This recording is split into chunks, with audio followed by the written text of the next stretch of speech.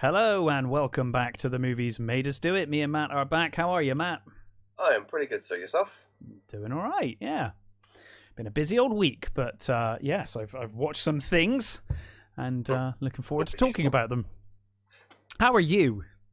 Yeah, all right. Yeah? Same old, same old. Yes, very little changes. As they say. Yes, especially these days. Very little changes. So, Yeah. It's all good. Cool. Well, let's talk about some stuff. Let's do it. What have you watched, or what do you want to start with? Oh, actually, Mm-hmm. I will say briefly first. Yes. I didn't watch this when it came out because I watched The Turning in the cinema and I thought it was shite. Oh yes, I remember your review of The Turning. Yes, I didn't like it at all. And then shortly after I saw that, The Haunting of Bly Manor came out. Oh yeah. And I just couldn't be bothered to watch it. I couldn't be bothered to watch That's not another. the same guy, though, is it? No, but it's another adaptation of The Turn of the Screw. Got you, of course. So I just I was just not in the mood for another adaptation. Basically, I just can't be bothered. And it fell off my radar, despite it. People went mental. My friends certainly went mental when this came out, saying it was like the best thing they'd ever seen, kind of thing. You know, it was so much better than Hill House. It was like, this is the series. Those people are wrong. I loved it. Don't get me wrong. I think it was mostly good, but better than Hill House, no. I think mainly. I think it. For me, I think it might be better than Hill House. Really? I liked both. I don't really like the ending of Hill House. I think the ending was a bit too like.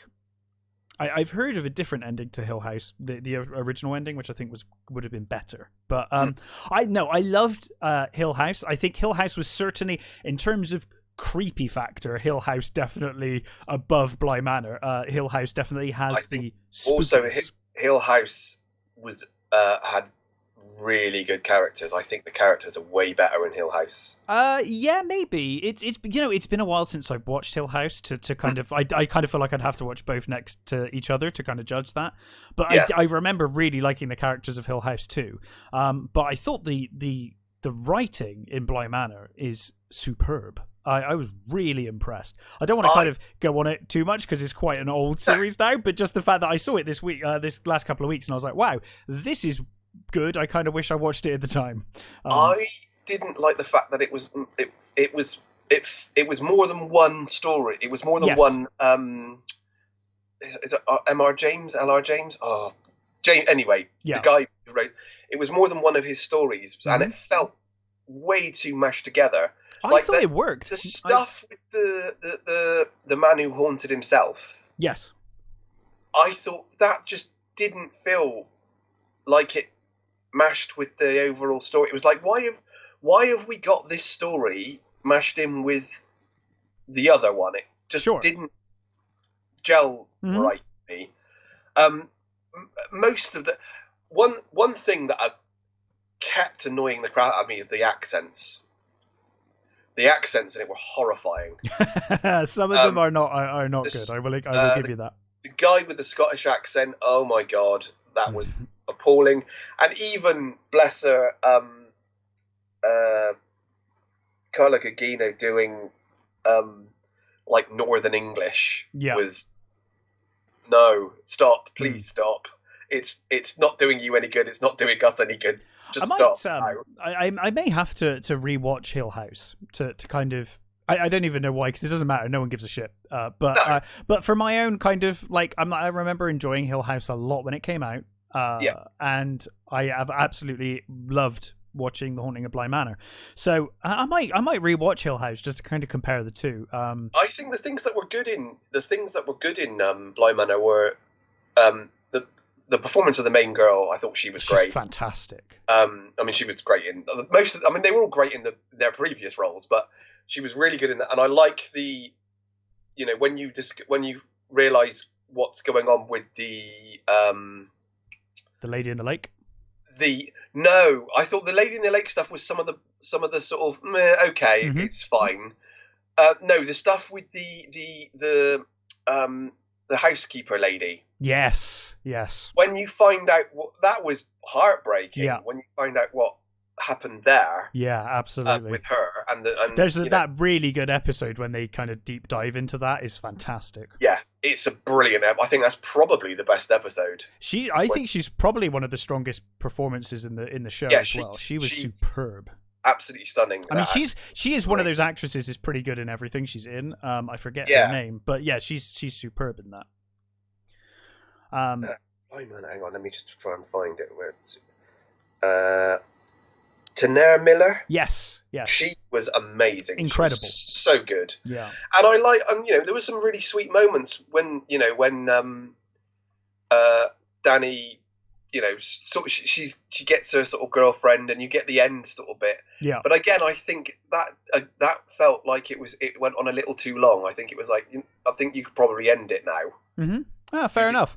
You didn't need to stretch it out, but no. The thing is I'm probably sounding like I'm being mean on it. No, but it's the same as June, dude. It's a good series, and I love. I think the director, Mike Flanagan, the creator, not director, the creator. I think he's great. He's so fantastic. Did you ever see he did the prequel to Ouija, which is a shite film, but the prequel he did is fucking great. Yes, he did a really good prequel to a terrible film. I really like Oculus. It's not a great movie. I enjoy Oculus. Yes, it's enjoyable though. It's not a great movie, but I really like it. The direction goes a long way, doesn't it? Yeah. I haven't finished Midnight Mass yet. Have you?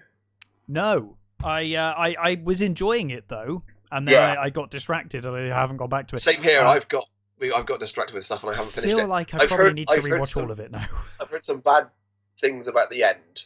Well, I was speaking to someone a couple of weeks ago who said, have you finished? He messaged me when it came out and he said, are you watching Midnight Mass? And I said, yes, I'm like 3 episodes in, really enjoying it. And he said, I'll get back to you then. And I caught up with him a couple of weeks ago and he was like, did you finish Midnight Mass? And I was like, no. And he was like, I gave up by the end. He said it started off really strong and then it just went garbage. And he just gave up. So I'm going to finish it, though. I feel like I need to rewatch the whole thing at this point because it's been a while. But I do want to come back to it because I really liked what I saw of it. Because that's the first film that he's written. It's the first series he's written as well, isn't it? I think so. It's like completely his thing. Yeah, it's not. I think it's not an adaptation or anything. No. Yeah. So I'm curious as to what is it? Mike Flanagan, is that his name? Yes. Yeah. Curious what that. I didn't notice, but in one of the scenes, apparently in one of the scenes with you see 3 episodes. I think so. Did you? So you got to the bit where the main character's in the hall, the island's hall, doing his the AA meeting with the priest. Yes. Apparently, in the background of that, the Oculus is there. I didn't notice that. So. In the background, yeah, I didn't notice it either. I read it somewhere. It's like, oh, that's actually quite cool. That's pretty cool. Yeah, I like little Easter eggs like that. So I will definitely be checking out Midnight Mass. I do want to finish it. So anyway, let's talk about current things. What have you been watching, Matt? Should we start with Red Notice then? Since we've both seen the one we've both watched. Yes. So Red Notice, Netflix's most expensive movie ever made ever, and it came out this week, I think. It did, yeah, I think so. So Rawson Marshall Thurber. That's a name. Directed it. It is quite a name, yes. That sounds like old New York money, doesn't it? Yeah, it really does. San Francisco. Yeah. Well, I'm sure they needed the money because this couldn't have been cheap. So it's an action comedy starring 3 of the. I think it's no exaggeration to say probably the 3 biggest actors on the planet. I think we know where the money went. I agree. I was actually really surprised that Netflix went to the trouble of hiring the 3 biggest actors on the planet, arguably, to give them such a generic film. Yeah.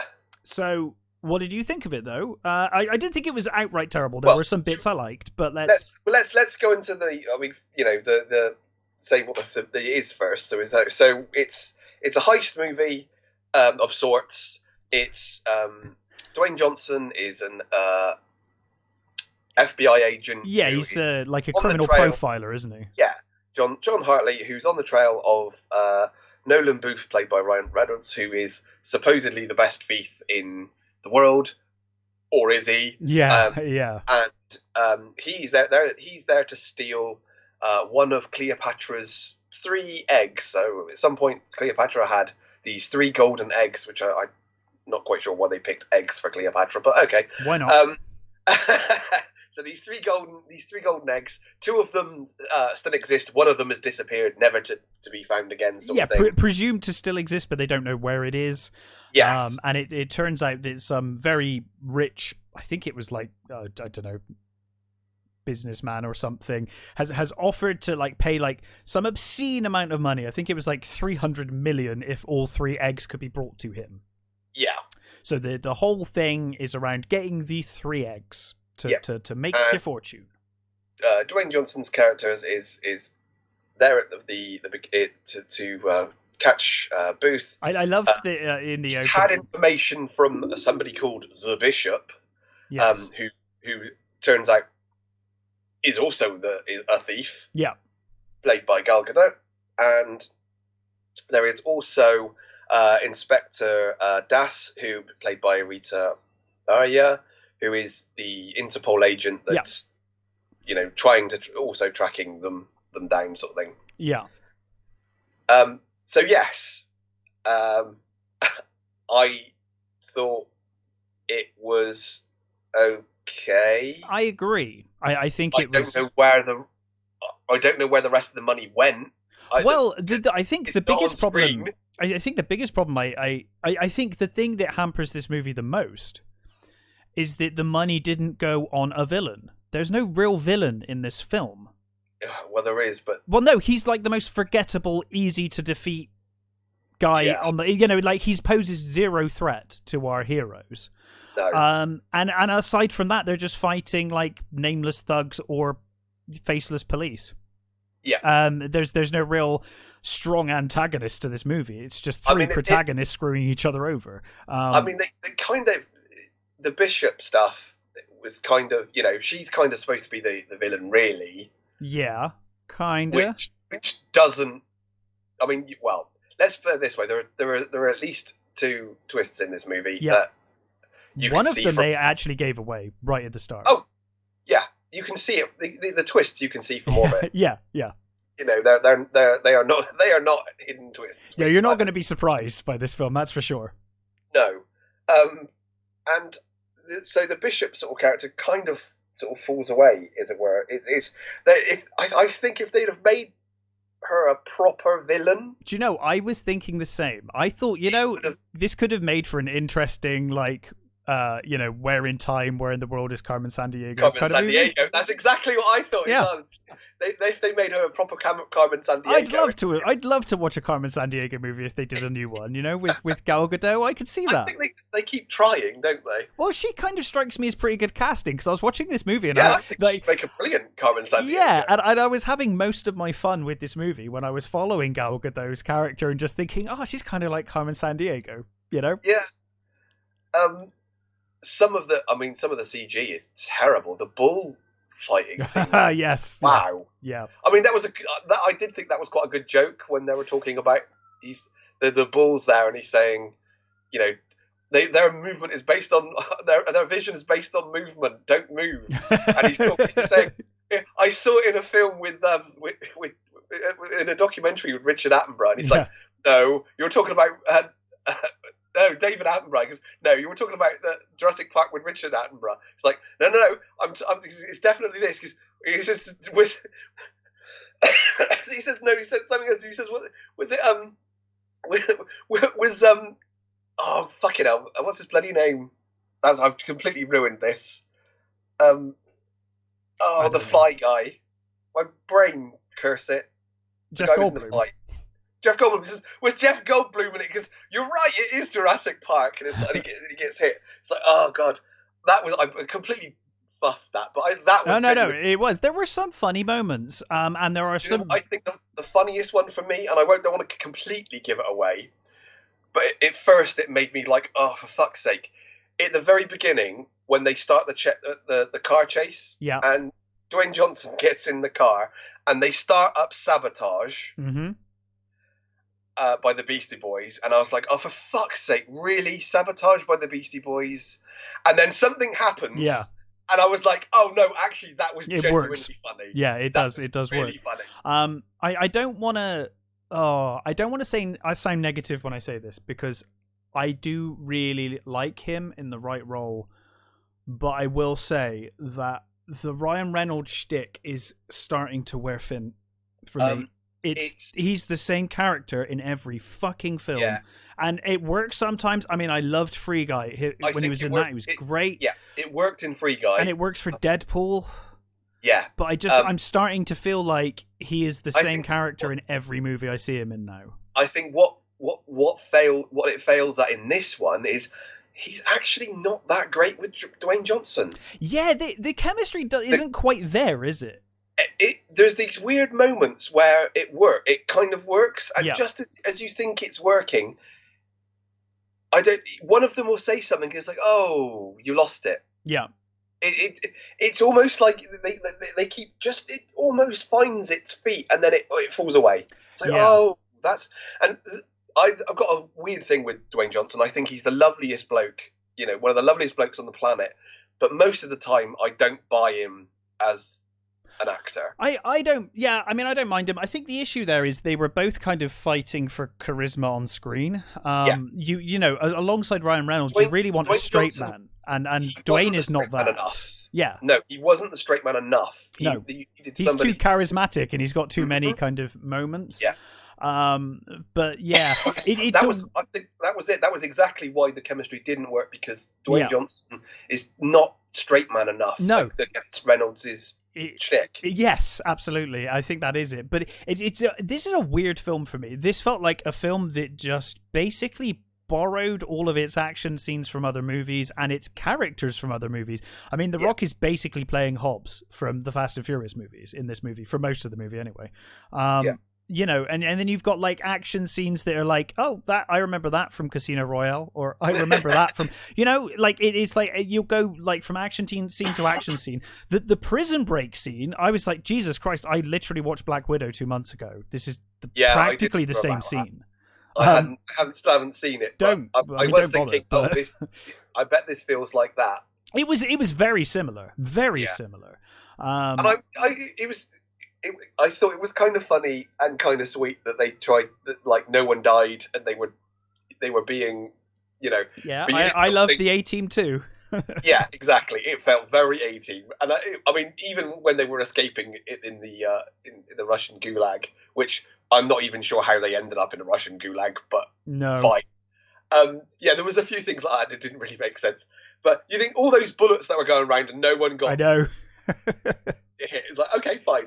It felt to me like a National Treasure movie. In that very forgettable caper movie. It's fun because obviously these kind of like globe-trotting caper movies are fun. But I like the first one of those, though. I think it's actually not a bad movie. No, I don't think it's bad, and I didn't think this was necessarily bad. It's just very kind of. You could just happily have it on in the background and not really focus on any of it. It's very forgettable, and you think with the three main actors, they've all got charisma to spare. Oh yeah. I don't think it comes across enough on here. I think it's they just overlap each other too much. They don't have enough. There's not enough distinctness to pull them away so that they could have their own thing. Yeah, I mean, and the villain was, oh dear. He's not really like the villain. Might as well not be in the movie. He's such a terrible, so little of a threat to the characters that it's like you might as well not bother. I mean, when they said when there is one joke. I'm going to spoil this one. The one in the very beginning when he says they're doing the walk along thing with the other police and the stuff, and he says she says to this guy asks who he is, and he says he's a profiler, and the guy looks around and says, "You don't look like a profiler," and Dwayne says, "Yeah, I get that a lot." You think, yes, Dwayne. I think one of my biggest problems with Dwayne Johnson is when he's playing characters, and you just think, okay, you're that character. Why do you look like that? Yeah. Why do you look like you're an architect? Okay, so why do you look like a massive wrestler? If you're, I mean, I'm sure there are bodybuilding architects. Sure there are bodybuilding architects in the world, but if you're trying to sell me in a movie, yeah, I agree. If you're in a movie, yes, he feels miscast as that character, as that job. Anyway, yeah, I'll say that much. I'm sure maybe if they'd have swapped roles, maybe Ryan Reynolds is the DA guy. Yeah, maybe worked slightly better. I don't know. It's not terrible, but as you said, it's very forgettable. I will probably have forgotten it by the end of the week, to be honest. But, yeah, and I think I mean, they're blatantly trying to make it a franchise. Oh god, the ending of this movie is just like sequel bait. Yeah. Yeah, and I guess that's fine. They've spent a lot of money on it. I guess they want to continue, and it has done very well for Netflix. I think it's like, according to Netflix, their most viewed thing, which it should be because it's the most expensive thing they've done too. So I mean, and look who he's got in it. Yeah, exactly. Everybody loves The Rock. Everybody loves Ryan Reynolds. This is what blows my mind, is that you've gone to the trouble of getting these like A+ list celebrities. Like I think that, like him or not, The Rock is probably the biggest actor on the planet. Ryan Reynolds is a close second, if not the first, and Gal Gadot, to my mind, is the biggest actress on the planet. Whether you like movies that she's been in or not, she's huge. And it amazes me that they got the people of this level and then didn't really put the time and effort into the script to make it a solid movie, No. But yeah, it's fine. Of course, yes, I did read that. So the director, he's worked with The Rock before. He did Skyscraper. I hated Skyscraper. Yeah, I remember you were. Oh God, he's doing The Division. I remember somewhat enjoying Central Intelligence. But I'm a sucker for buddy cop movies, so that's probably okay. But yeah, it's okay. It's probably worth a watch. You'll probably get some enjoyment out of it. Oh right, okay. I love Dodgeball. Oh well, there you go. Okay, then he's managed to do. Oh no, hang on, is that the real Dodgeball? Oh no, hang on, that's the deleted scenes. It's the fake Dodgeball. I don't know. He did do Dodgeball. That's okay. Okay, fine. But yeah, it's ultimately. It's fun. It'll pass some time.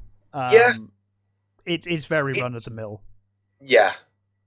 If you've watched some Fast and the Furious movies, if you've watched Indiana Jones, if you've watched, I don't know, like I said, Casino Royale, you've probably seen most of this movie. I think you made it's got that Uncharted.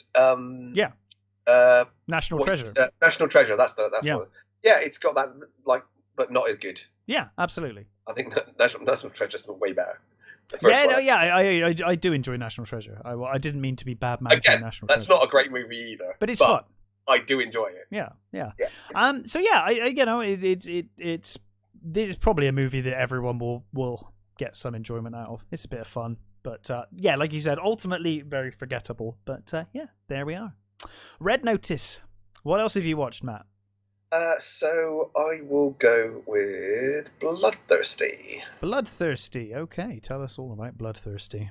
So this is directed by Amelia Moses, and it stars Lauren Betty, Greg Burke, and Catherine King. So this is we're introduced to Gray, who is a sort of indie singer, I guess, sort of indie ballady type singer.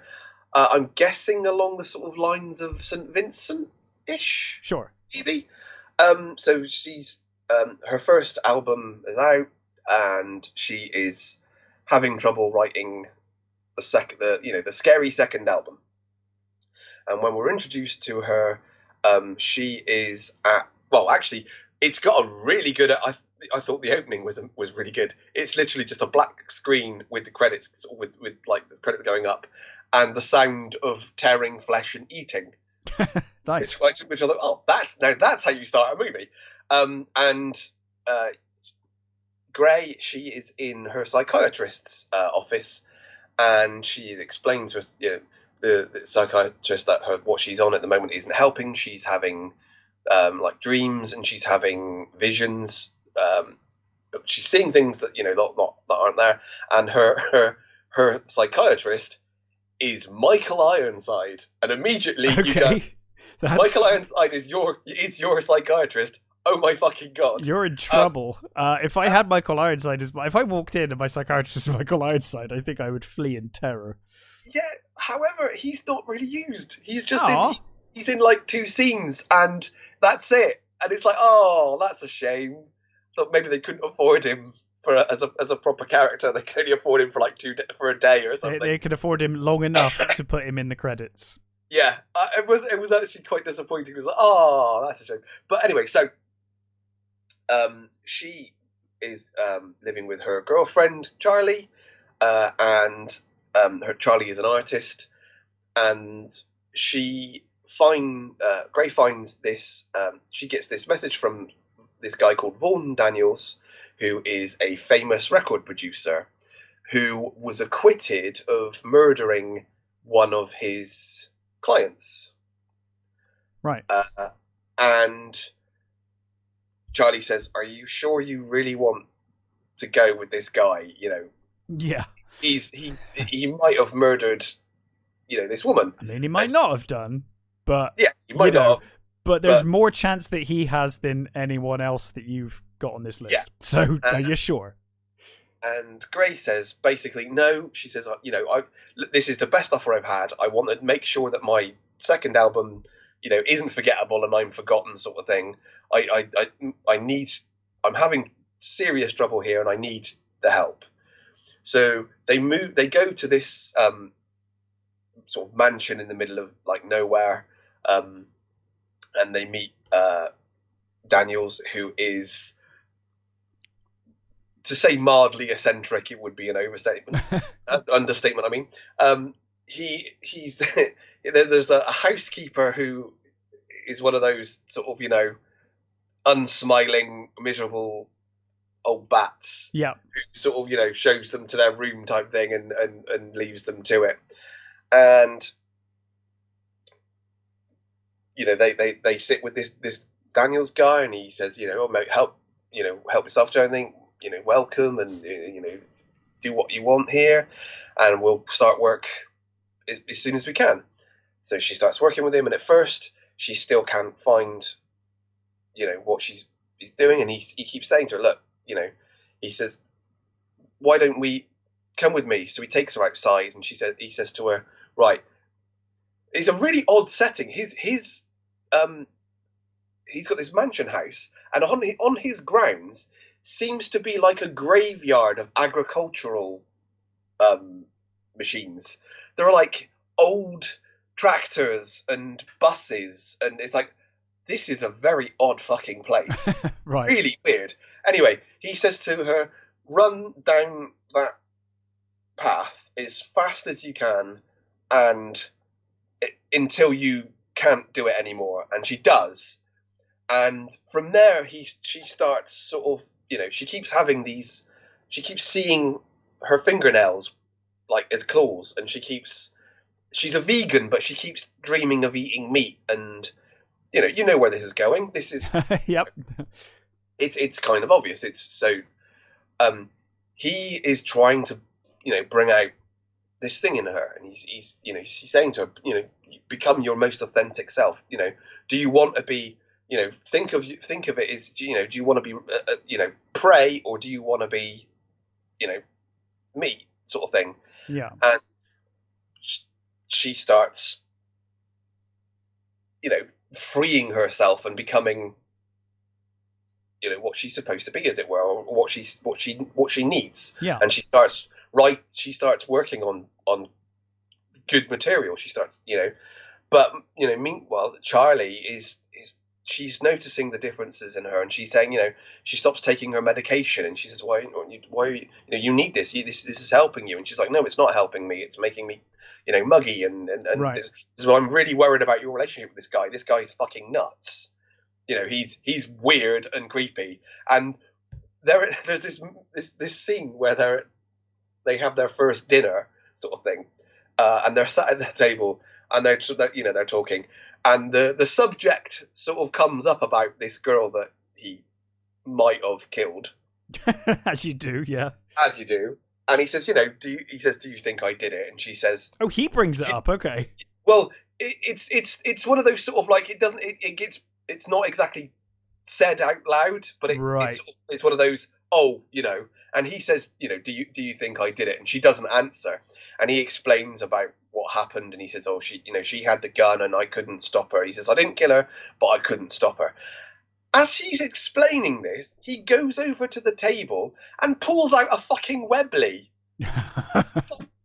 You are fucking nuts, dude. You still have the gun? It's like, how? He is clearly fucking nuts. Yeah. And I don't, want to spoil too much. But what I will say is, this is not a monster movie. Right. I think people are going to be very disappointed in this movie, because I think people are going to go in thinking it's a werewolf movie, and it's not. It is. It's sure. It has that really, in it. But I'm not really spoiling it by saying this is a werewolf movie. She is. But that's not the focus of the movie, I'm guessing. What it really is it's about her finding herself. Right. It's about her kind of coming to terms with who she is, and what she is, and they don't really go into it enough. There's a twist that you kind of see coming, and for the most part, it's okay. But I kind of enjoyed it. I quite liked it as a more of a sort of psychological thriller, and as someone who has this thing in her that she's been denying for all this time. He asks her about the meat sort of thing, and she says, "Oh, there was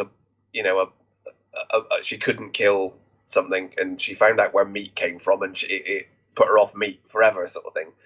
And but she clearly needs meat. Sure. And it's the idea of you finding yourself, and because she was an orphan, and the idea that she's been locking all this stuff away and pounding it down, and the music actually is not bad. It's actually quite good. The Lauren Betty apparently is a singer, and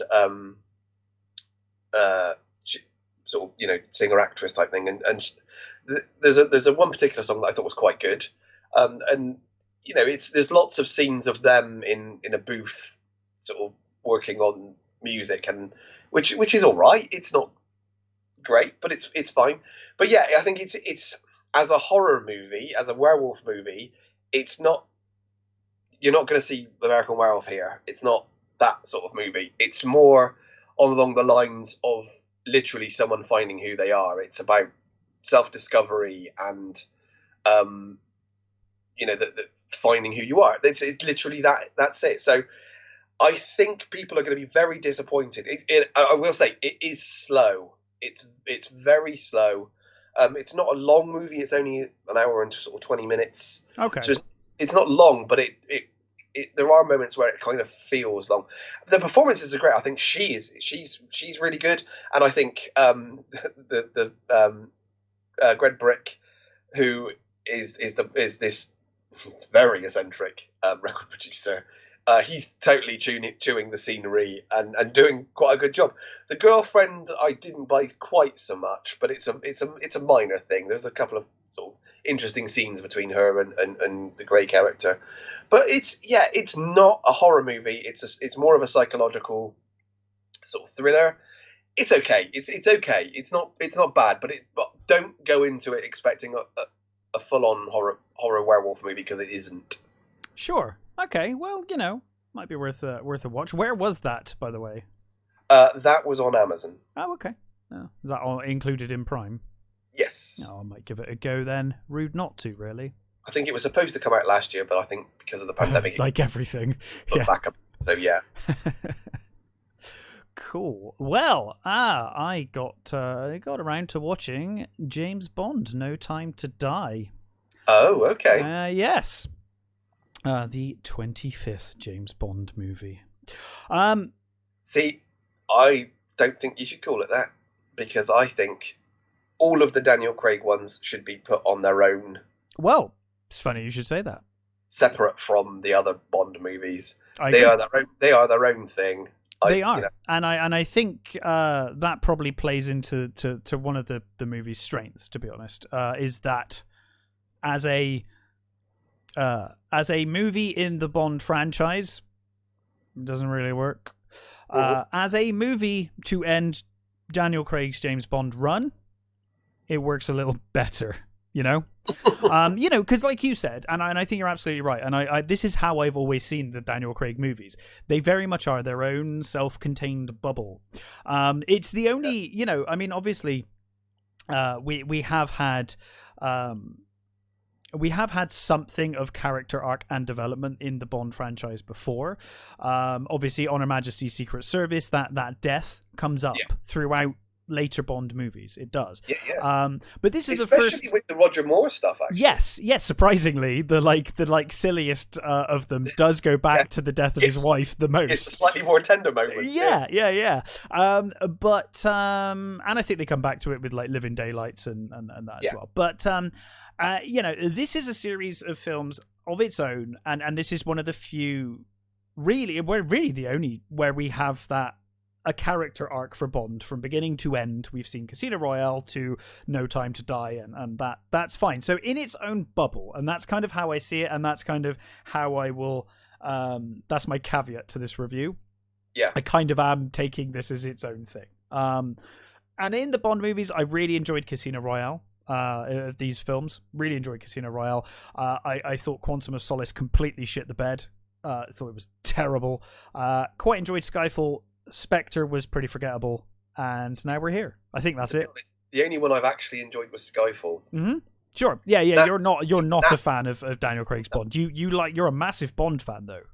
Yeah, just not the Daniel Craig ones. No, I think he was entirely misjudged as Bond. Again, I think it's fine within the context of this bubble of a series we're having here. Yeah, for at least that's what I've kind of come to. I think it took a long time to sort of come to get there, though. I think you're so sort of focused on it's Bond, so it all works. But I think stupidly, you just didn't think of it as like no. With Casino Royale, they properly rebooted it. They did. They did. Yeah. Yeah, and I think it's fine now, but I think at the time it always bothered me. Sure. Yeah. It's that kind of ongoing thing with Bond has always been tenuous at best, and kind of it was like a fun theory that we all had. But you're right. Casino Royale was a clear start over. Which always, I think the worst thing they ever did was bring Judi Dench back. Yeah, I don't know why they. It's odd. Sense. It's very odd. Separate it from the other Bond movies. Why bring keep her back? Doesn't make sense. It's bizarre because then that kind of leaned into it is a code name, but then in Skyfall we find out that his actual family name is Bond. He is James Bond. There is no history there, so it's a bizarre situation. They should have just recast everyone. That would have made much more sense, but they didn't. So nearly a 3-hour movie. Fucking hell. It's long and it feels long. This movie is over long, in my opinion. It went on far too long. So yeah, this movie, and forgive me, I watched this a couple of weeks ago, and memory is failing on it already. But effectively, the movie kind of picks up with Bond with I think it was Madeleine Swan from the last movie, and they're all kind of loved up. But she's like, you need to move past Vespa, who died in the end of Casino Royale, and which I thought was odd. For some reason, he's like still mourning her, even though this was years and years ago. I mean, like Casino Royale is clearly at the start of his 00 career. We're now at the end of his 00 career. He's still, still obsessed with Vespa. I think that's a problem. Well, I don't, except it's a really weird conversation when he's literally having that conversation with Madeleine Swan, the new woman that he's with. It's kind of odd. But fine. In any case, so that quickly goes to shit. I won't go into too much spoilers. It quickly goes to shit. And the movie kind of continues from there. Now, in Bond's absence, we have a new 007. But Bond is brought back in. He's been working with, I think they say at one point, he's been working with the CIA since leaving. He's kind of like become, he works with the CIA occasionally.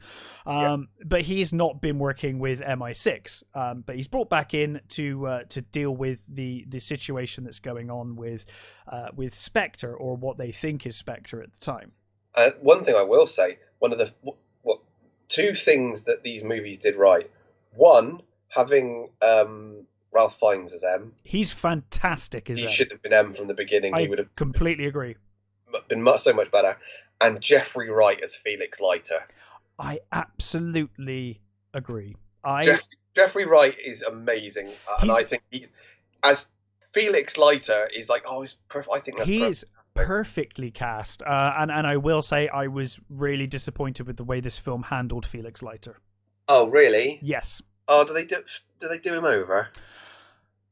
Yeah, it's not what they do; it's how they do it. I think was disappointing to me. I mean, Felix gets the sticky end. Anyway. Yes, I mean the poor Felix gets. He got shark attacked in one movie. Yeah. Yeah, he always gets that, but it was more just the kind of casual nature in which they end his storyline that I was like, oh really? Okay, that's that then. But fine. So basically the movie centers around Rami Malek's character, Safin, and he is basically he's a terrorist leader, but he is on a mission to destroy Spectre.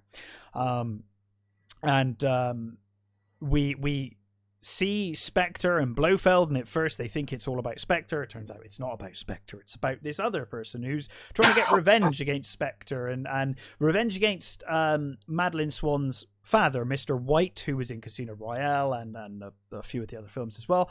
Right. But effectively, Bond's brought back in to deal with this whole situation. I don't want to kind of spoil exactly what happens. I don't know if the ending's been spoiled for pretty much everyone. I'm assuming it has, but... I think it probably, mostly, yeah, I think so. I think everybody knows where it's going now. It's been long enough, I think. Okay, if we're saying it's been long enough, avert your ears for like 5 minutes if you want to avoid... If you don't want to know... I'd be surprised if you didn't know, so. but... Bond dies at the end of this film. Yeah. I don't have a problem with Bond dying in the context of this bubble that Bond is in. These Bond movies are in. Fine. Yeah. However, the reasons for Bond dying make absolutely no sense. And for me, his sacrifice comes across as just stupid. I've heard the sacrifice. I've heard the reason. It's something to do with DNA, isn't it? He is infected with a virus, and it's like nanotechnology that is programmable nanotechnology. So he's infected with it, and it's released at a Spectre meeting, and it kills all of the Spectre people at the meeting, and then he kills Blofeld with the virus as well, unwittingly, because it's in his system. So at the end of the movie, he is the Safin ambushes Bond, and he programs the thing to basically kill Madeleine Swan and his daughter. So if he comes into contact with them, they will die because he's been programmed to the virus has been programmed to kill them. So basically, he kills himself rather than live without. I mean, I guess he doesn't know that video calling is a thing or that Skype exists. Yeah, he's like, I can't be near them anymore, so I'll just die. Isolation until they could maybe find a No, cure. apparently he didn't think that MI6 were capable of ever coming up with a solution to this problem, so he just has to blow himself up. That's the solution. It came across really cheap to me. It came across like I've no problem with him sacrificing himself, but the reasoning was like, what? Like you said, my first thought was, well, be isolated. I mean, bearing in mind, when I say isolated, I mean you can go literally anywhere in the world, just not near those two people. Yeah. Like, that's what I mean by isolation. So, I'm sure Yeah. that Q Sure, Branch will come up with a solution. Talking to your daughter or whatever over a phone line is going to be heartbreaking, but yes, it's they're safe as long as you're not in the same room as them. Yeah. And I would imagine a solution could be found. I just felt like I like the idea of this Bond sacrificing himself ultimately. I just don't like the way they went about it, and they just needed a better reason. Yeah, give me a good reason, because like I said, and like you said, I think we both align on that, where like these Bond movies for me are like a separate universe. Yeah. There's Bond, and then there's Daniel Craig Bond in his own little universe. And yeah, a part of me does think, oh, I'm so glad they've killed him off, because now in my head I can just move on. Put that whole fucking awful time of his Bond in the box and stick it in a cupboard somewhere and forget it. Well, we're assuming that they don't now bring in another Bond in the same universe and just say, hey, we're using the Bond code name now, continuing on from this movie. I'm hoping they don't. I hope we go for a full reboot of all of it now and get back to... don't know what they're going to do with it. I can't see it ever being good again. I don't know, maybe. Not in the current climate and not the way things are going. Well, there is that. I mean, it does kind of raise the question of why are you bothering to make a Bond film if you're scared to make a Bond film? Just don't do it. There are some things about the character you may not agree with the way the character behaves, but that is what the character does, and you can't really undo that. This movie kind of skirts around the whole point. If you're taking away the things that make Bond, then it's no longer Bond, is it? That's the problem, isn't it? And this movie... It's any generic spy. This movie gets away with it to an extent because of the stakes and because of what's going on. There's not enough time for that kind of stuff. Fine. But going forward, I think it's going to become more and more problematic. But there were some nice things in this movie. I think the action set pieces are tremendous, as you'd expect from a Bond movie. The stunts are great. Daniel Craig, like him or hate him, looks like he can pull off the stunts he's doing. There's some quite grounded realism to a lot of it. There were some really nice callbacks done in a very nice way. We've got some music from On Her Majesty's Secret Service.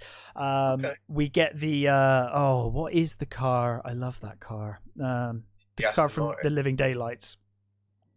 From The Living Daylights? Yeah, the Vantage, the Aston Martin Vantage. Okay. You do get the DB5 as well. Yeah, the DB5. But also we get to see the Vantage come back, which is nice. So there are some nice callbacks in this movie. It's quite well done. It's not like egregious or it's not mini Marshmallow Men levels of irritating. I've heard Ana de Armas is good, even though she's underused. Yeah, absolutely. The cast for the most part is absolutely fine. Remy Malek, I think, is the biggest lost opportunity here, because you've got such a tremendous actor, and he's given very little to do ultimately. I think that's another problem with these movies. They've not had memorable bad guys. No, despite them casting extremely talented actors. And why on earth did they think it would be a good idea to make Blofeld his brother? Well, that's Dr. Evil, right? Yeah, pretty much. That's exactly what they did in Austin Powers. Yeah. Why would you do that to the movie? Yeah. I mean, like you said, they cast fucking. It is his foster brother, right? It's not his actual brother, but foster brother. He's what? He's his foster brother, right? It's not actual brother, I don't think. Oh, I don't remember what. I think so. You might be right. I'm not sure, but either way, it was a step too far. Why would it just so happen that your foster brother, your MI6's best agent, and it just so happens that your foster brother or biological brother is the head of the worst. It's like, oh, come on. Yeah. Like, what are the odds? But fine. No, it's not terrible. There are some great action set pieces. It would act as a pretty good send off for Daniel Craig's Bond. Some of the issues I have with it are not necessarily issues with this film, but past films. I remember saying when I watched Skyfall, I really enjoyed Skyfall, but the problem I had with it was like, you've made James Bond really old now, and he's old and knackered, and you can't go back on that. But they kept doing that. They kept saying, "Oh, tired of it." it's like, hang on, he's only in the first movie. It's like 2 movies in now. He's like, oh, how is it you know? I think they made a mistake casting Daniel Craig as that particular character anyway, because he should have been, if they wanted a young Bond, then they should have cast younger. Well, I didn't mind the storyline that he's old and over the hill and kind of trying to keep going as like this dinosaur. I don't have a problem with that. The problem is that they did it in the 3rd movie, and then we've had 2 subsequent movies, including this one, where they're still just doing the same thing. It's like, yeah, we know he's been old. You said he was old like 2 movies ago, 3 movies ago. Why are we still, why haven't you recast him or moved on at this point? Like, it's kind of crazy. You feel like the movie where he just about makes a comeback from retirement because he's really old and knackered, that's the last movie, not the middle of the series of films. That's just silly. So that's continuing through this. It kind of reminds me, because like doesn't he like have no cartilage in his knee or something, and it's like something like he that. can barely hold the fucking gun at one point or something. Yeah, and you got the bit in Skyfall when he's like even trying to hold on to the bottom of the lift, and he's struggling, and he has to use both of his hands. And it's like that's fine, but that should be your last movie, because now I've got to believe he's still around. It's like Rocky's got brain damage, but we've got 3 more movies to do, so I love the yeah like Rocky, he had a street fight, that didn't count. and then he went to the officials, didn't he? The health officials in Rocky Balboa, which is a fantastic film, but I did always find that scene funny where they're like, yeah, you're not like medically cleared, it's really dangerous for you to fight, and he's like, haven't you ever had something you've always wanted to do but not been able to? How dare you people stop me doing that? And they're like, okay, fine, go kill yourself. Fine, no worries. But yeah, so it's it's got its moments. It's got a tremendous cast, cannot fault the cast. But ultimately, I think it's let down by the writing. These movies have really had a cast problem. Never. No, they haven't. The cast. I completely agree. The casting of these films has always been good. But yeah, unfortunately for me, the plot is what lets it down, and certainly the ultimate sacrifice at the end. I don't have a problem with it. I have a problem with the way they did it and the reasons behind it. So yeah, it's not terrible. But I don't know that I'll ever watch it again, but it was fine. I'm just glad, as you are. Now, I enjoyed the Daniel Craig movies more than you did, but I think I said after Spectre, I was like, please just start over now. Just start over. And so I'm glad we're at the end of this, and I'm curious as to what they do next, assuming they can continue in any reasonable sense with Bond. It's a problem when you've got a series of movies and the guy who's playing the main character is obviously not enjoying it. He does enjoy the money, though. Well, yeah, clearly, because he keeps saying he hates it, but then he keeps coming back. Yeah. So it's like, okay, but he's done now, and I'm curious who they cast and what they do next. It's kind of weird watching a movie in which James Bond dies, and then 10 minutes later in the credits having a thing that says James Bond will return. it's like that's okay, bizarre. But I mean, does that mean that they're going to actually bite the bullet and make it a fucking... Who knows? I think it's just what they've always done in Bond movies, isn't it, lately? They've always put the will return.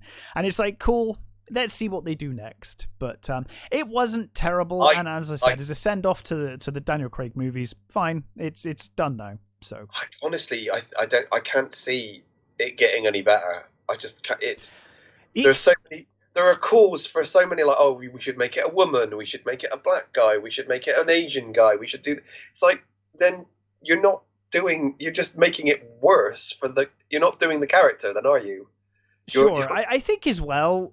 It's something else. I mean, aside from, there are some staples of Bond, I guess, but for the most part, I feel like recent movies, like the Mission Impossible movies, The Man from U.N.C.L.E. movie, which I think is underrated. I really enjoyed that movie. Yeah, I did. I like that movie. It did nothing, went nowhere, but it was fun. I had a fun time. Yeah. And those movies have captured the fun Bond feel. Yeah. And I think that the Daniel Craig movies made the mistake of being like, oh, Jason Bourne, that's really popular. Let's do Jason Bourne then. When they should have just stayed the course. Well, as we pointed out before, and many people have pointed out, Yeah. it was hard to do Bond after Austin Powers. Oh God, yes. Austin Powers kind of ruined Bond for a bit. Yeah, it did, and fair enough. But I think now is the time to go back to a more lighthearted, fun Bond. If that is something they're willing to do. But I mean, speaking of the Man from U.N.C.L.E., I mean, most people want Henry Cavill to be Bond, don't they? I think he would make a great Bond. The worry I have with Henry Cavill is he's like one of the main choices I have for casting in almost any male role at this point, and it's kind of becoming cliche to be like, oh, Henry Cavill. The dude's like, seriously, you're Superman, you're Sherlock Holmes, you're Geralt. Iliac, no, not Iliac, and he was Sebastian. He was Solo, wasn't he? Yeah. It's like, you're Solo, like, you can't be Bond as well, surely. That's just wrong. That's just like, cheating. Stop it. You're like that kid in the playground. It's like, you can't play all the best characters. Yeah, you can't be Luke and Han, okay? yeah, you can't be both, dude. But he's just one of those. He's just a great actor, seemingly a really nice guy. Yeah. And he looks like Bond. Kind of looks good. He's also going to be playing Connor McLeod, right? I'm sure he's too big. Yeah. In a suit, he might, I mean, because it was his Sherlock Holmes was. It was ludicrous. I mean, they did their best in that. They tried, but there's only so much you can hide that. Yeah, it's like, I'm going to stuff Superman in a suit and try and make him look Gorn and Sherlock Holmes enough. Don't think so. Do you think I can manage that? Yeah, no. The dude's huge. And always has been, though. Yeah. Pretty much always has been. I remember he was in that Greek mythology movie, and he's like jacked in that. He's like always, like, since I remember seeing him and stuff, he's always been quite well built. Sorry? Immortals, yes, that's the one. Yeah, that was a terrible movie. I can't really remember it, to be honest. I just remember him being in it. That tells you something, doesn't it? Yeah. But yeah, I mean, I don't know what they're going to do. It's becoming increasingly harder to do what that character is. Yeah, which kind of makes you think. From my mind, I just think if you can no longer do the character, that's the thing. They won't shelve it, but to my mind, they should, because if you can't do it and you can't do it justice, just don't bother. Because if you're going to change it to be something completely different, then you might as well have just done something completely different. But we will see. I'm curious. I'm glad that this cycle of Bond is over. Nightmare is over for now. But yeah, it was a reasonably fun movie, apart from the end. But it was over long as well, I will say. There were some pacing issues in there. But, if you want some action, great action set pieces. I have heard the opening set action piece is really good. It is, yes. Yeah, really, really good. But anyway, what else have you been watching, Matt? So I have also seen Army of Thieves. Oh, boy. So this is the prequel to Army of the Dead. It stars Matthias. Now, this is a prequel to a zombie movie with no zombies, I'm assuming. Right. There are zombies in it. What, in news flashes, or are they actually in it? Well, one in news flashes, two he keeps having nightmares about them. Okay. And that's it. So sure. Yeah. Because I was watching the trailer and I was like, this is just a heist movie, right? Yes. But it's kind of also a prequel to a zombie movie, so they have to awkwardly shove zombies in there somehow. You do get the newscast of, it's a zombie apocalypse. Vegas is overrun with zombies. And he keeps dreaming about getting being killed by zombies. By zombies. So yeah, that's it. That's the only. Okay. So Matthias, I'm going to ruin his name. Schweihofer is Ludwig Dieter, playing the same character he played in Army of Thieves, the safecracker. Army of the Dead. Yeah. Sorry, Army of the Dead. Sorry, yeah. And he also directs it. Oh, really? I didn't know that. Okay. Yeah, he directs it as well. We've got Natalie Emmanuel as Gwendolyn Starr. We've got Rubio Fee as Karina Dominguez. We have Stuart Martin as Brad Cage. We've got Guz Khan as Rolf. So Dieter in this, he's a bank clerk living this boring run-of-the-mill life in Germany, and like every day he goes and gets his coffee and his muffin, and he is shouted at by terrible people in the bank. And on the side, he does this blog about locks and lockpicking, which no one watches. Okay. And he is obsessed with this guy called Hans Wagner, who created these safes based on the ring cycle. So you've got what was the first one called? Gold something. It's from the ring cycle. So it. I can't remember what the first one's called. But then you've got the Valkyrie, you've got Siegfried, and then you've got the Götterdämmerung. The Götterdämmerung is the safe in Army of the Dead. Right. Okay. So the guy who made these safes, he was this like genius safe maker who he tells you on this blog made these safes, and then when he lost his wife and his child, and then he made his final safe and locked himself in it, and no one could get him out of it. So for some reason they chucked it in the ocean. Okay. As his tomb. It's like, okay, he was already in the thing. Why didn't you just put it in a graveyard, in a cemetery somewhere? Why did you drop it in the water? But that's a very odd aside. So he does his latest YouTube video, and someone watches it, and he gets a reply, and it says, "Would you like to test your skills? Meet me here." And the code word is Götterdämmerung.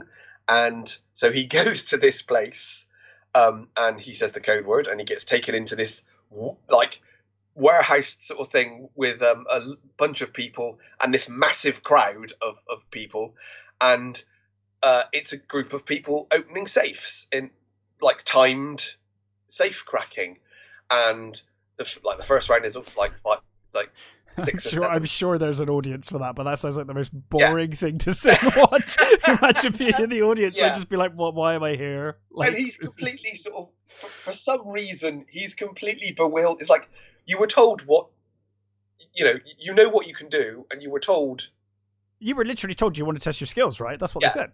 So he sort of wonders. He's like, "I don't know what's going on. What's going on? Why am I here?" And it's like, you know why you're here. Yeah. You know why you're here. It's to open these things. So obviously he wins his pace and they go on to the next round and blah blah blah.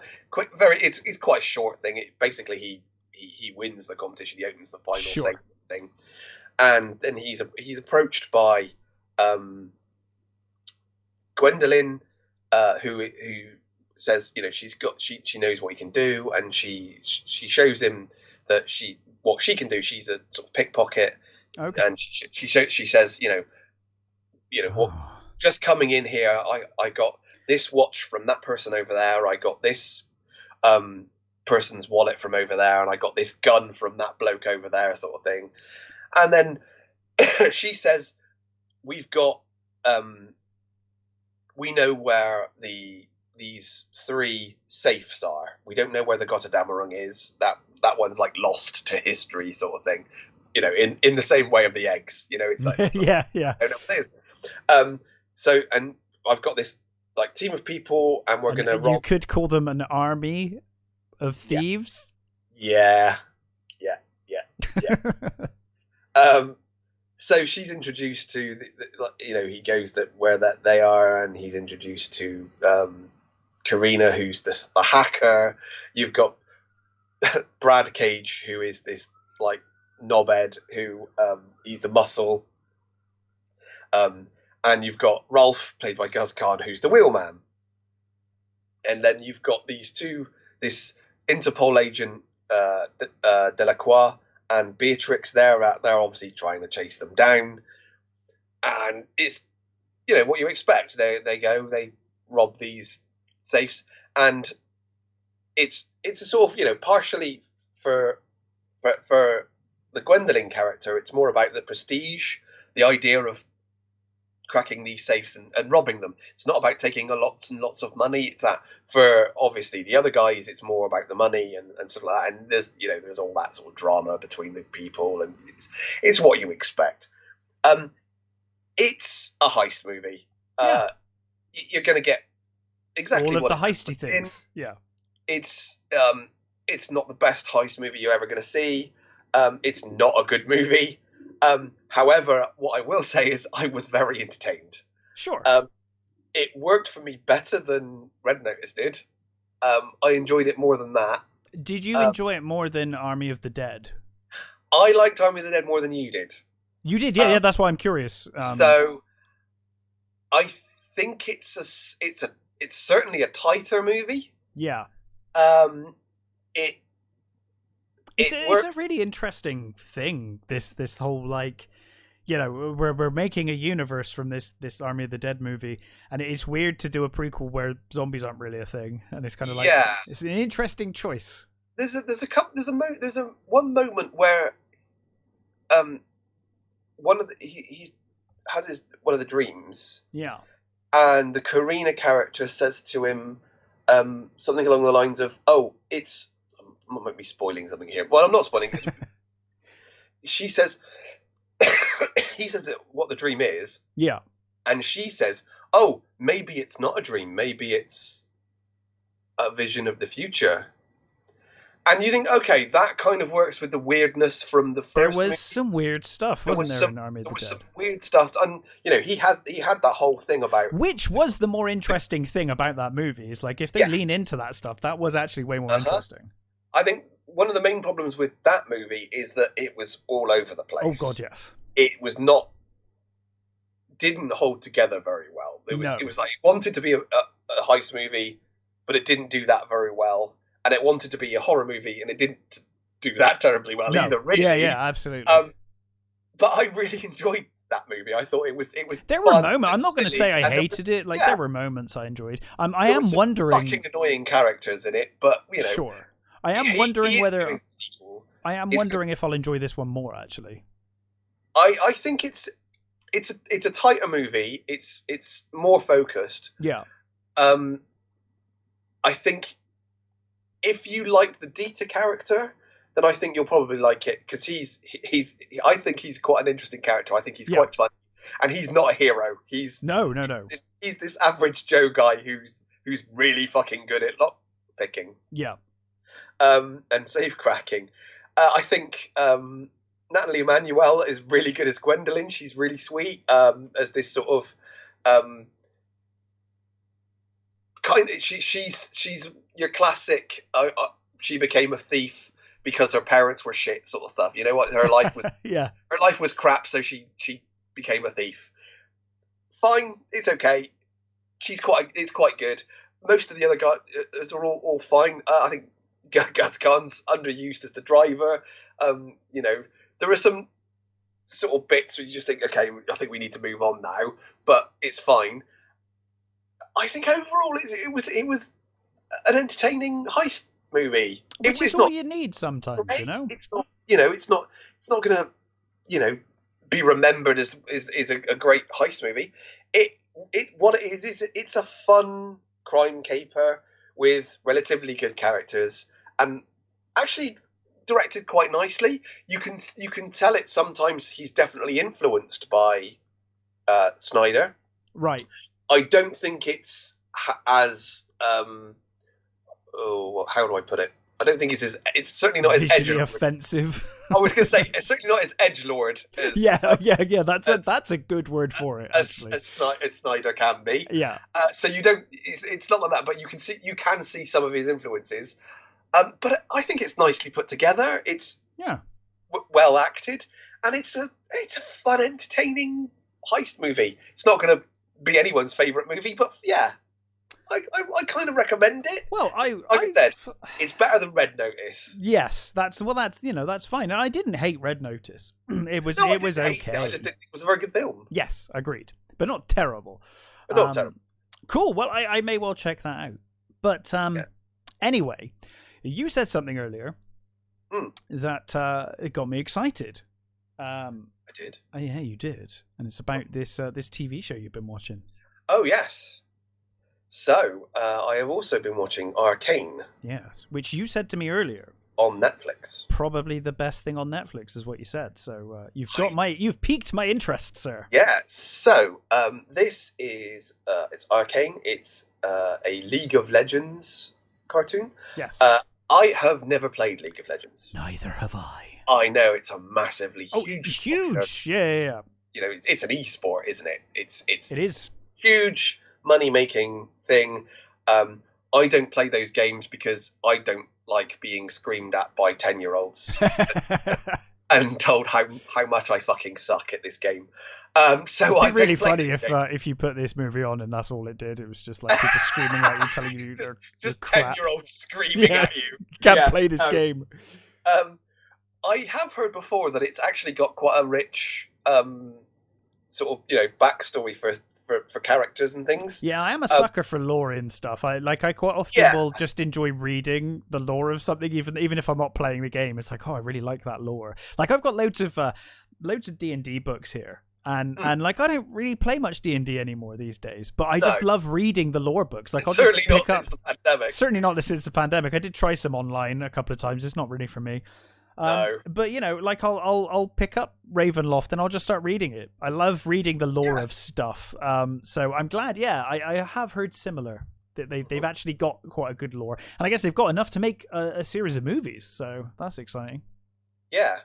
So this takes place in the twin cities of Piltover and Zaan, and the main sort of two characters are Vi and Powder, who are these sort of orphan girls who live in the slums of I've got to remember which one's which now. Is Zaan the bad one or is Piltover the bad one? Zaan is the sort of slum city. Okay. So you've got these two cities. So Piltover is this like utopian, like beautiful, Art Nouveau city of airships and beautiful, gorgeous architecture. It looks very much sort of like an idealized sort of Paris, if you like, I guess. And then you've got Zaan, which is the shitty, the Gotham shitty bit. Sure. And you've got these two girls who they're basically they're sort of thieves and sort of like little rogues, and they were taken in by the guy who kind of he's this big guy. He runs this bar in the bad side, and he's the guy that sort of he calms everything. He's not exactly in charge, but he kind of he keeps everything stable and sort of on a level and I guess honest is to a certain degree. And you've in the very beginning, obviously there was some sort of war between these two cities, and it didn't end very well for the slum side. Sure. And they lost their parents. They were taken in by this guy, and they do this. So they find out about this job in the rich side, robbing this rich house. So they go there, and this house turns out to be the house of this guy called Jace, who is he's working on a way of making merging magic and technology, right, into safe and amazing new sort of ways. Now, while they're there, while they're stealing from this house, the youngest member, Powder, she steals these blue crystals, and when they leave, when Jace turns up to the house, sort of comes home, they quickly lock the door. They lock him out, and they try to make their escape. Powder drops one of the crystals, which explodes, taking out most of this house.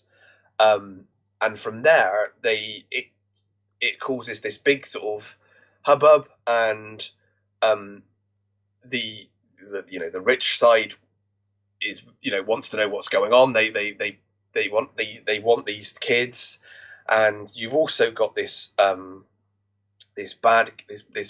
awful bad guy who is working on this sort of new drug sort of thing that turns people into monsters. And I'm not going to spoil anything. I'm not going to go into too much detail of Sure. what these relationships are. What I will say, it's a French animation house, which escapes me what they're called now. But the style is very, it's almost like painting. It's beautiful. I love the animation. Here. It's really, I think it's 2D and 3D mixture, and it works beautifully. They are turning the corner on the CG animation. They really are, because we both used to hate it, and we've recent years we've like, oh, actually, kind of starting. It's starting to work now. Really getting better, and this it's beautiful. I think it's really stunning. It looks like there's lots of bits and pieces that just look like Munch paintings. They're literally. Which is interesting, because the Bright movie that you watched last week, or 2 weeks ago, it was a similar situation. It looked like the old Japanese paintings. It's very much like. The two main characters, I love them. They are really good. They're not, groundbreaking. They're not groundbreaking or anything. Most of the characters, they're all sort of characters that you've kind of seen before, but I think they're really well done. The voice cast, you've got Haley Steinfeld as Vi. You've got Kevin Alejandro as Jace. You've got, I am going to butcher her name, Shuraya Agadishlu is Grayson. She is, so have you seen The Expanse? Yes. Well, I've seen season 1 of The Expanse. I am woefully behind on The Expanse. The politician. Yes. Oh, she's great. Yes. She has that amazing voice. Oh, she's tremendous. Yes. Yeah, she is amazing. She's Grayson. She's she's like the head guard. Oh, of cool. Rich sort of city. It's even got a very tiny part for oh my word, I'm going to forget her name. Mira. Delenn from. Oh, Mira Furlan. Mira Furlan. Oh no! It's got very tiny. It's like her last role. Oh, that's really sad. It makes me sad whenever her name comes up. It really is. It was when I heard her. I didn't know she was in it, and I heard her voice, and she. I mean, you know her voice. Oh yeah. It's very distinctive. It can't be. It can't. I was like, no. So they must have just recorded it long enough ago. So it was it was. I think it's her last role, which is really sad, and it's such a small role as well. It's heartbreaking. I don't think this series it's not groundbreaking in the so you said this is a series. Is this like a movie series? So like they've released 9 episodes. Oh, it's an actual episodic series. Yeah, it's 9 episodes, and what they've been doing is they've been releasing 3 episodes. Oh yes, a week. Netflix, you're learning finally. Yeah, the last 3 episodes are at time of recording are out today. Okay. So I haven't seen. So in a couple of weeks we'll come back to this and. Yes. Yeah. I might give it a watch as well. We can have a proper discussion. Absolutely love it. The world building, the characters, it's so good. It is really, really good.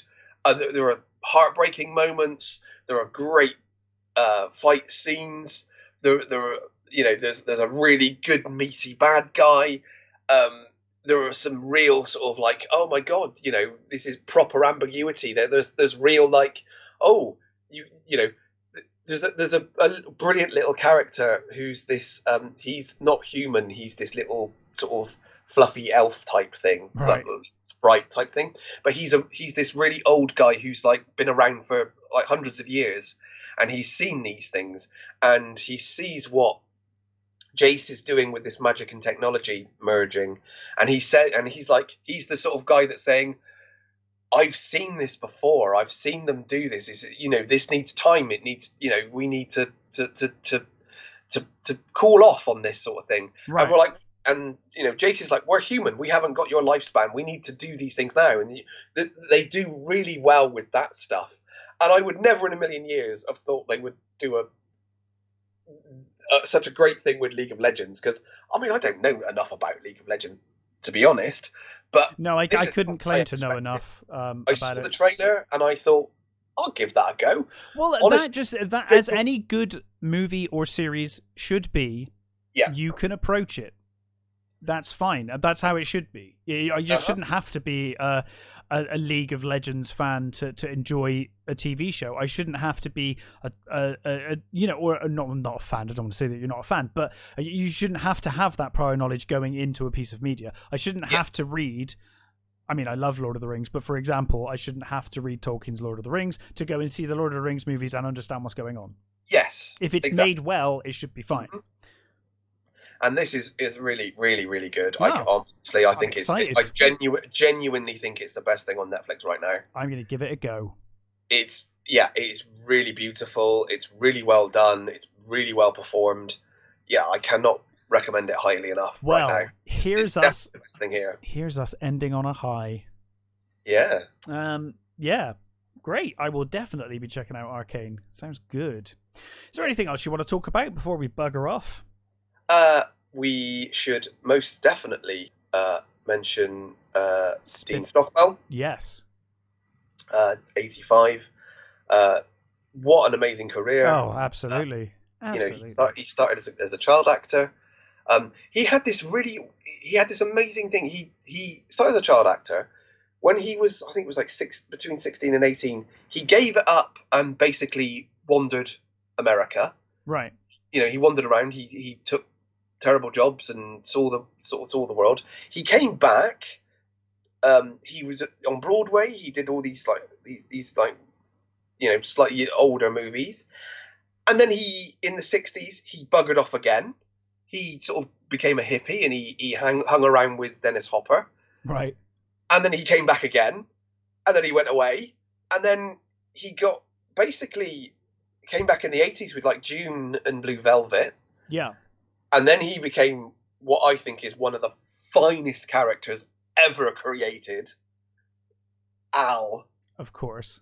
Calavici from the amazing Quantum Leap. Yeah. And yeah, a show that definitely doesn't get enough love these days. Oh, what a show that is. Fantastic show. I love that bloody show. Surely I've seen it it's slightly dated now, but it still holds up as being a great show. It's the still writing brilliant. And the concept are still absolutely sound. Yeah, and it's one of those things that they keep saying, "Oh, we're going to reboot it," or "We're going to." I hope they don't, because it's going to be. They can't do any better than they did. No, they really can't. No, it was a great show.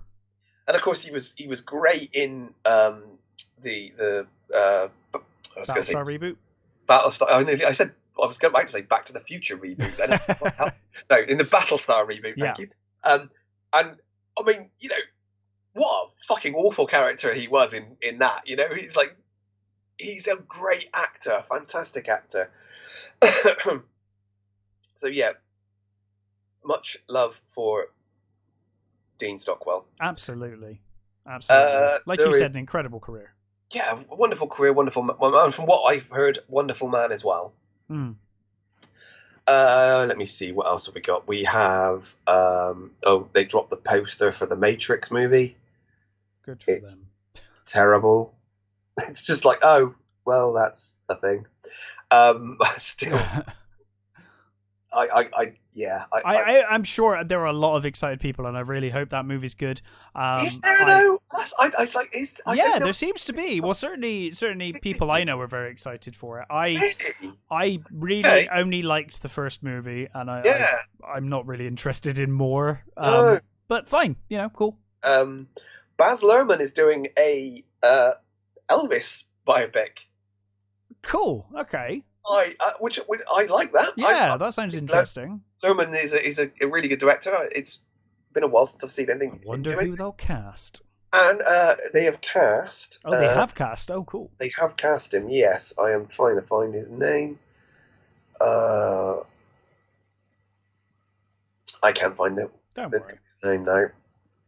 I'm sure we will cover it again. Austin Butler. I have no idea who that is. No, I don't know if I do either. Austin Butler. I didn't look him up, so I'm gonna look him up right now. Let's have a look. Do I recognise this man? Oh, he's in Aliens in the Attic. Okay. I do not recognise him. But cool. Yeah. Yeah. Well, I'd certainly be interested to see what comes of it. Yeah. You know, I think it's going to be concentrating on his relationship with Tom Parker and all that sort of stuff, which is that's great stuff for a movie. It is, yeah, absolutely, yeah. That should be fun. News that makes me incredibly like, oh, really? You want to do that? Because you're not going to do that very well. Okay.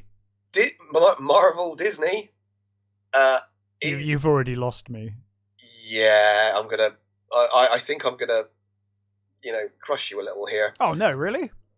Yeah, they are going to be. There's nothing left to ruin. Come on. Oh, but there is. Go on. What is it? They are going to be continuing the X-Men cartoon. Oh yeah, I did hear that. Yeah, I did hear that. They are going to be doing X-Men '97, which will be a continuation of that cartoon. Yeah. How? Money is how. I think they're getting the original voice actors back, and they're just gonna. I guess it's going to be weird though, because it's like, are you just going to pick up? Because it does end on a cliffhanger, the animated series, and it's like, are you just going to pick up from there and continue on? Is that what they're going to do? I don't know. I don't know how they're. I mean, because there's so many. Again, like the James Bond stuff, there's so many calls for. Oh, we need to change this. We need to change that. We need to do this. Oh, you mean like? Oh, sorry. When you said how, you meant like, how are they going to continue it with 90 sensibilities in 2021?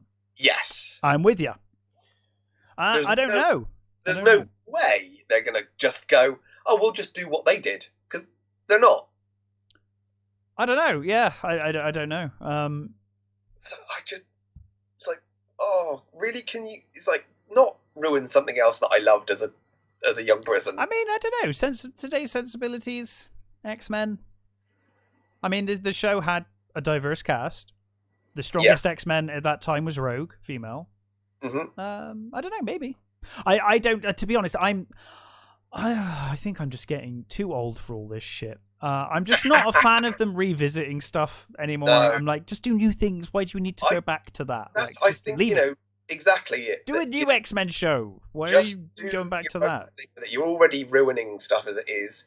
Don't go back and retroactively ruin something that I love.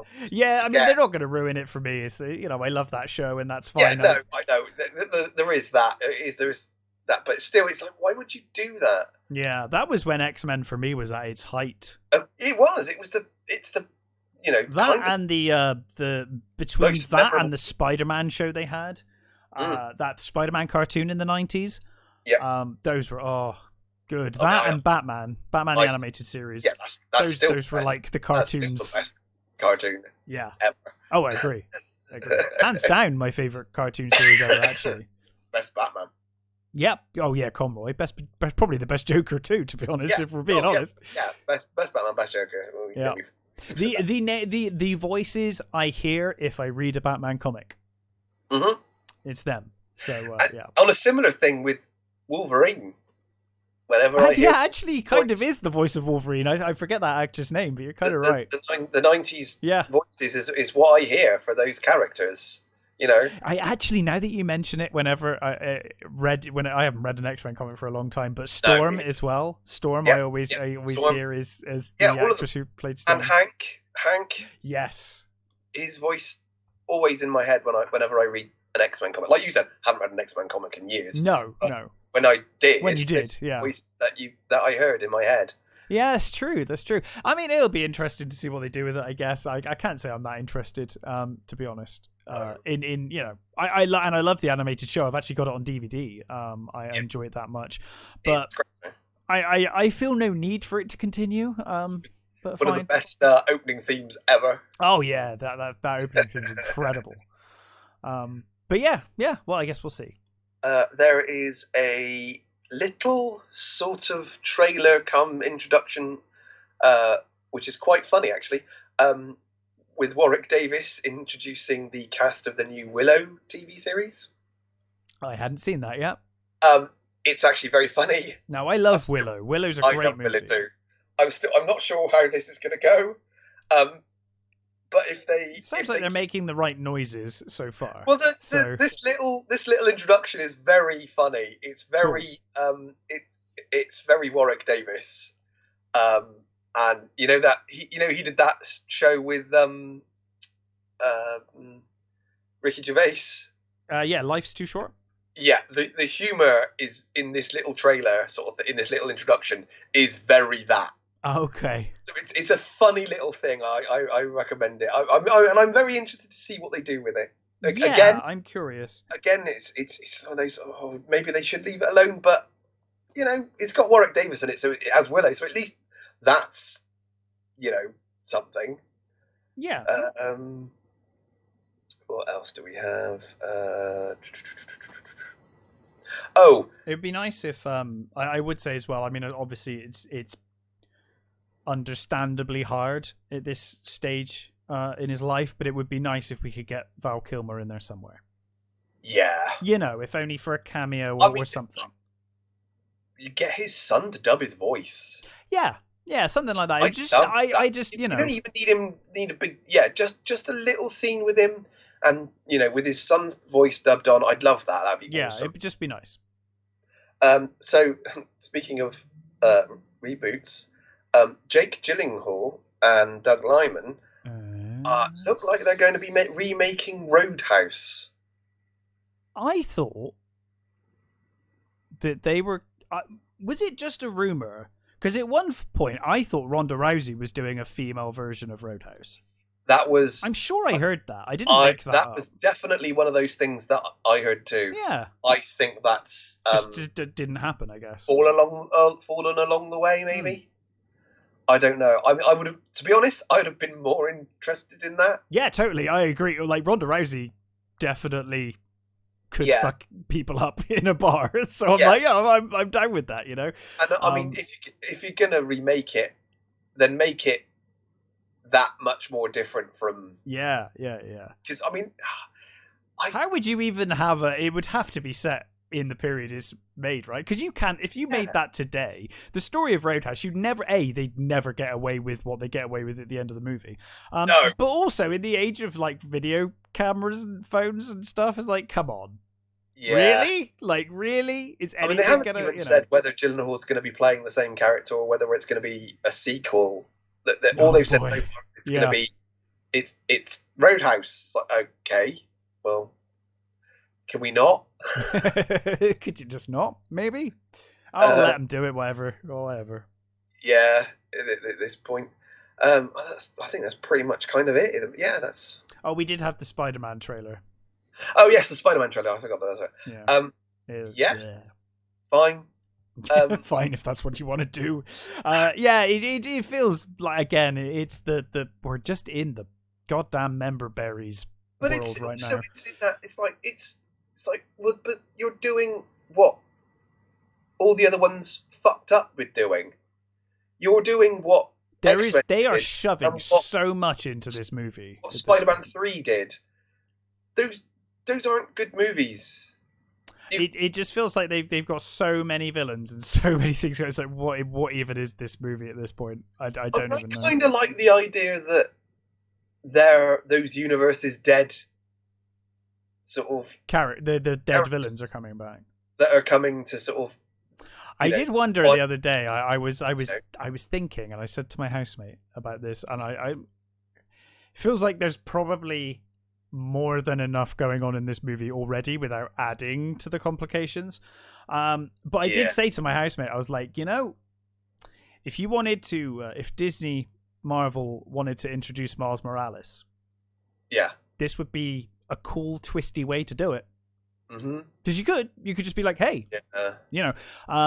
It would be a surprise to the audience because the audience are all expecting Andrew Garfield and Tobey Maguire. Yeah. But it would be a nice surprise if, we also got a new Spider-Man that we've not met before. But there's so much going on in this film. Who knows? We'll see. I think my personal problem with introducing Miles Morales is I think the current Spider-Man is too young. Oh yeah, but I just meant like an alternate dimension. He's just another version of Spider-Man. Yeah, that would be fine. Because that's the idea, isn't it? Is all the different dimensions and stuff. Yeah. I'm not suggesting you'd bring him in to replace him yet. Like it's too soon for that. But just in terms of like, hey, here's a Spider-Man you haven't met yet. Well, we have. I mean, not in this. Not on film. We have. No. But I mean. I like it. I love Into the Spider-Verse. Oh, Into the Spider-Verse is the best Spider-Man movie they've made, in my opinion. I genuinely believe that. That is a charming film. It is.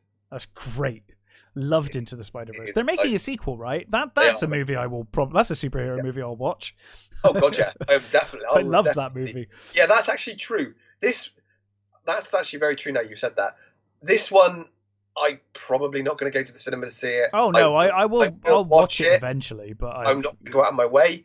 But Into the Spider-Verse, now that I'd probably cinema that. I probably would too. That's Marvel. Sony will get me in the cinema for that one probably. Yeah, that's quite sad. That's quite sad, isn't it? No, it's not sad. I think the first film for them it is. It's sad for them, yeah. But I'm kind of superheroed out. But that first movie has got a lot of goodwill with me now. So yeah. Mm-hmm.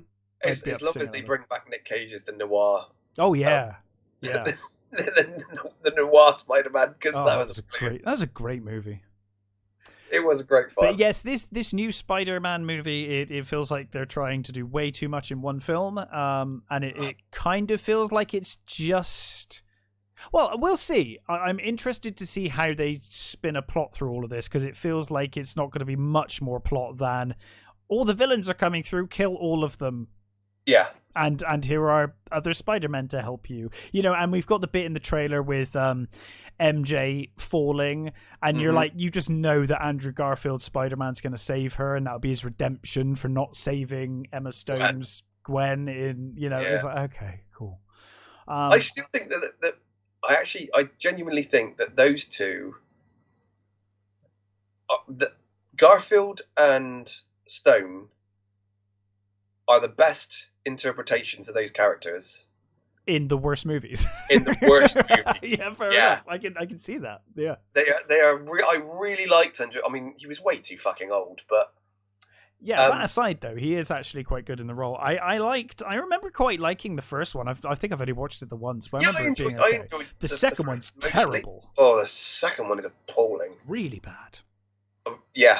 Oh, really. But you're right, though. The cast are great. Yeah, those two were great. They had they were dating it as well, so that kind of helps. Yeah, their chemistry was amazing. Yep, they were just really, really good. Yeah. Well, I think that's probably us. I think that is. But what are we watching, Matt? What am I watching this week? Tell me what to do. Tell me how to live my life. We are doing Flash. Oh, we are. Yeah. I already knew what we were doing. I just forgot. Yeah. Cool. Well, thank you for listening, everybody. And we'll be back with Flash. But until then, stay safe, and we'll catch you next time.